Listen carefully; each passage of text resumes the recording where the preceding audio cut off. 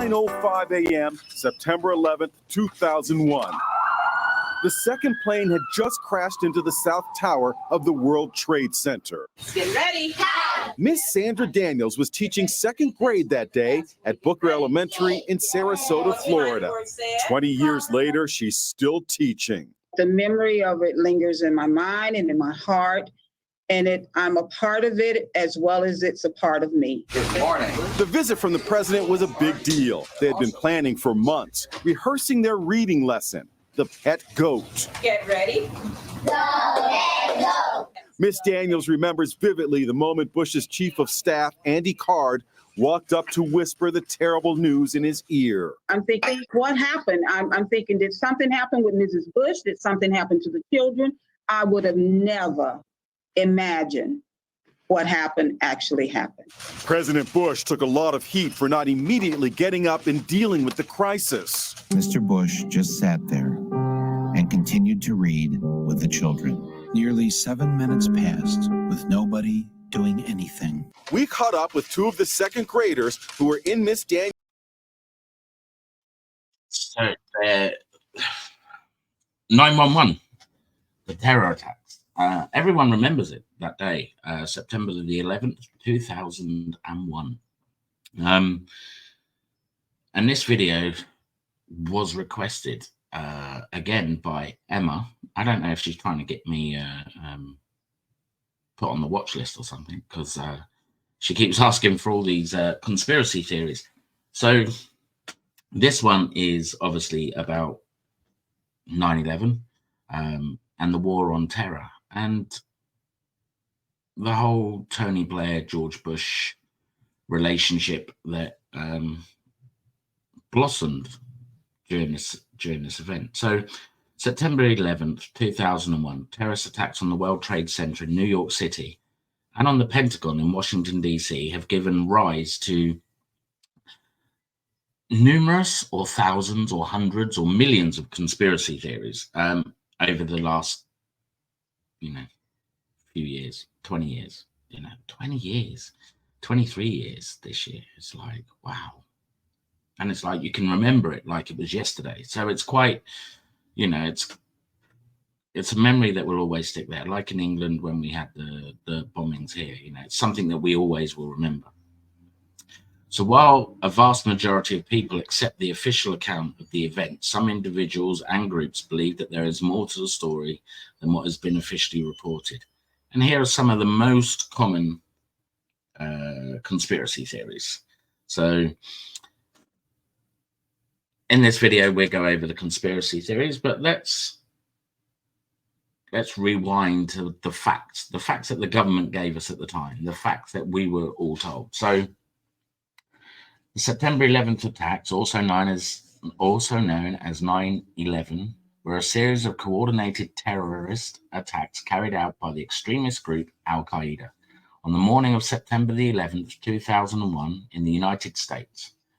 So I think it was 9 something was when the second plane hit. But, the first fact that we all know, the attackers involved the hijacking of 4 commercial aeroplanes, which was then taken over by 19 terrorists. 2 planes were flown into the Twin Towers of the World Trade Center in New York City, causing both towers to collapse. And another plane crashed in the Pentagon in Arlington, Virginia. And the 4th plane crashed in a field in Pennsylvania after passengers attempted to regain control. So there was a lot of conspiracy surrounding that, which we'll get into as we go through. The attacks resulted in the deaths of 2,977 victims.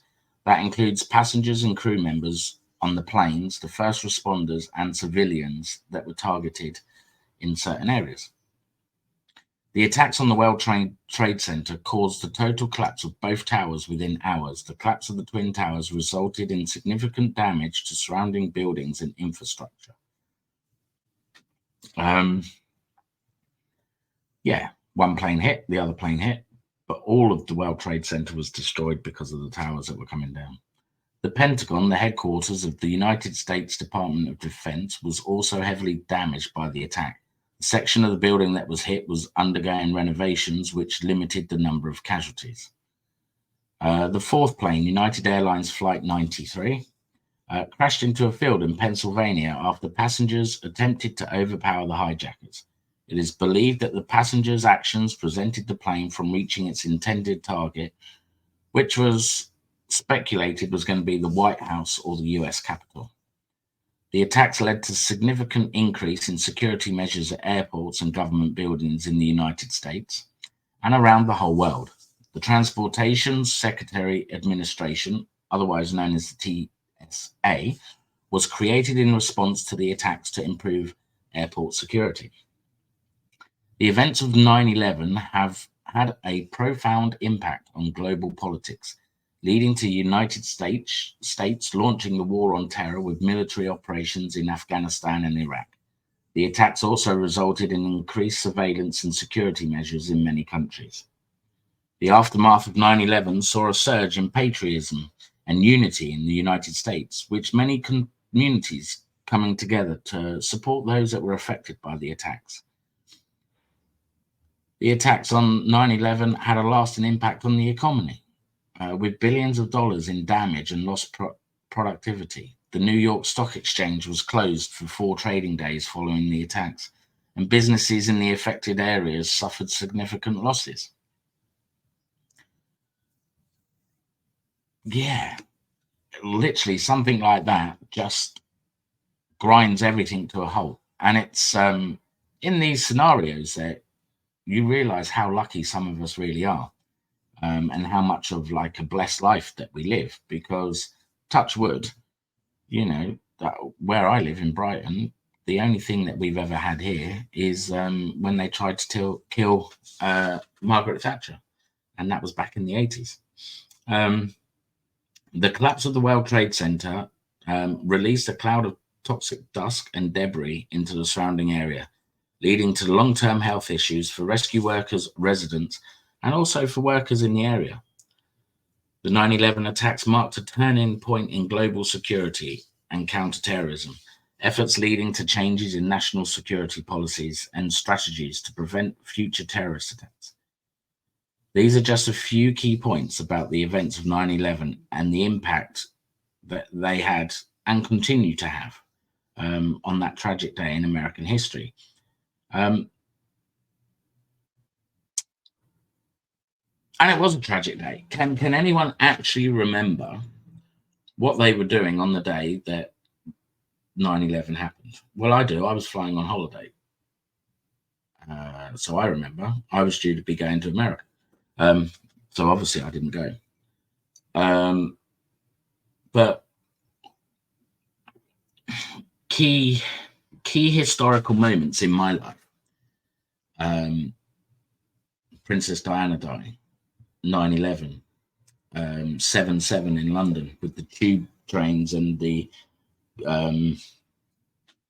buses, and all the protocols that have been put in place since. You used to be able to go to an airport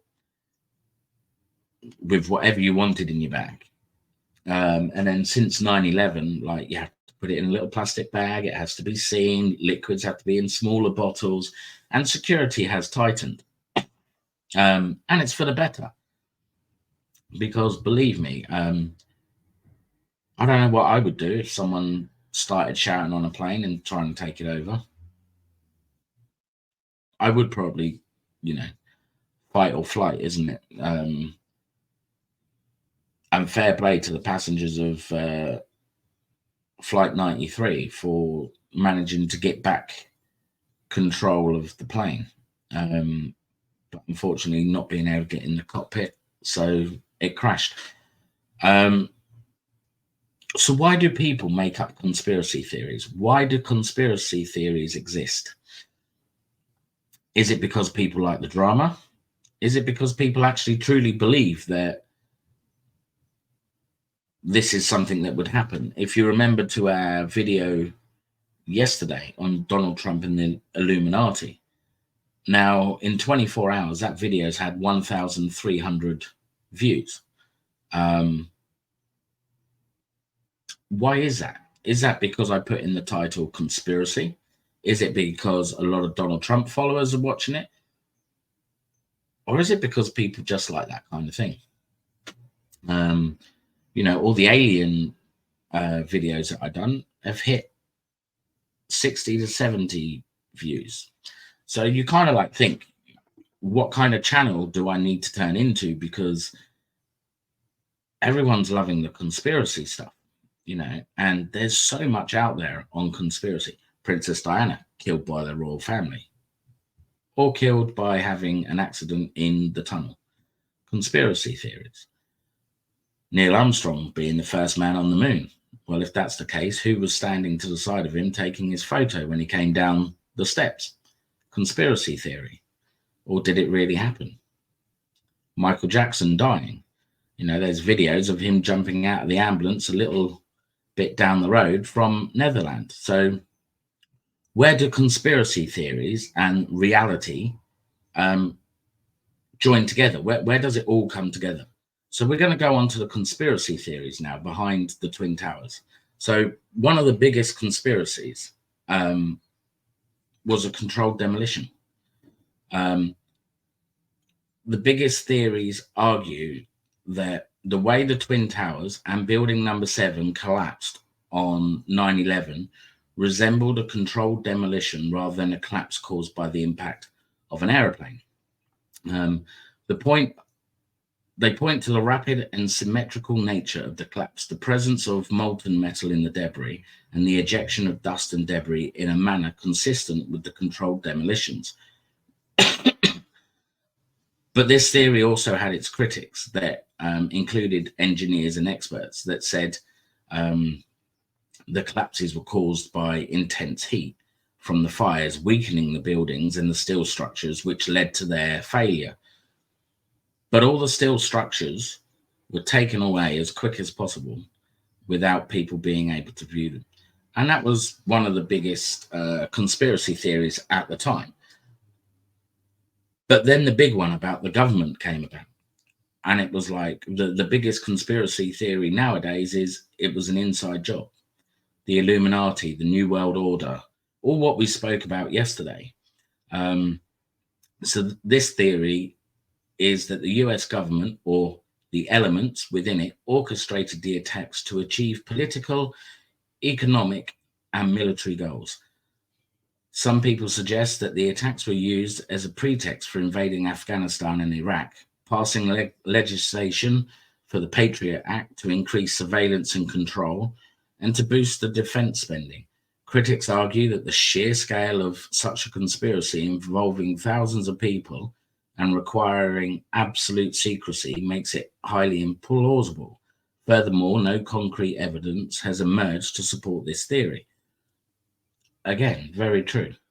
But if I was the president of the United States and I'm sitting there reading my book to the kids, and my Secret Service agent came in and said, just to let you know, America's under attack, I wouldn't finish reading the book. I'd make an excuse to get up and go out and just, you know, sort out what was going on. There was also another documentary on Channel 4 with regards to the lady on one of the flight controls for the Air Force was told to send the airplanes by NORAD the other way. So there's a lot of conspiracies that revolve around the attacks. You know, some people believe that the Illuminati already had knowledge that this was going to happen, and that government officials and agencies also had advanced knowledge of the attacks and deliberately allowed them to happen because they point to alleged warnings that were ignored or suppressed, as well as the conduct of certain individuals in position of power. For example, George Bush, reading the book. Skeptics argue that while there were intelligence failures leading up to the attacks, there is no credible evidence to suggest that the US government deliberately allowed them to occur. But there's never going to be a paper trail for that kind of thing. So you're never going to know if it did or didn't happen. The Pentagon attack, you know, there's a lot of questions around the Pentagon attack. The building was inconsistent with a plane crash. The damage at the side of the building didn't look like a plane had hit it. And actually, the very first photo that came out didn't show a wreckage of a plane. But in the next pieces of evidence that turned up, there was a plane there. Experts and investigators have analysed the available evidence, including eyewitness accounts, flight data, and physical debris, and have concluded that the hijacked airliner did indeed crash into the Pentagon. But as we heard on the conspiracy theories, the side of the Pentagon that was crashed into was the financial side, that they were looking into financial irregularities. So was it a cover-up? Again, nobody's going to know, because you're never going to find the answers out. The crash of the United Airlines Flight 93 in Pennsylvania has also sparked conspiracy theories, with some suggesting that the plane was shot down by the military to prevent it reaching its intended target. Other theories propose that the passengers on board were part of a staged event to create a heroic narrative, divert attention, or to manipulate the public perception. Investigations into Flight 93 crash have found no evidence to support any of these theories, and that it just led to the plane crashing in the field because they couldn't get into the cockpit because the hijackers had secured it. So when we look at the partnership that then happened with the war on Iraq, the war on Afghanistan, Tony Blair and the UK Prime Minister and George Bush, they went all out on the war to terror. Countries were invaded, dictators shot or killed, and hundreds of innocent people also lost their lives. So if this was a conspiracy and this was a cover-up, somebody eventually will have to answer for the crimes if that is true. It's a very tricky situation, and conspiracy theories are a very tough and tricky subject to research, because you have to be careful what you say, especially when you're talking about people like the government, the Illuminati, the Freemasons, and people like that. So I don't know what my next video will be on. It might be on Barbie dolls, just so I can have a day that I don't have to worry about, like, I'm going to upset someone. But to sum up the video today,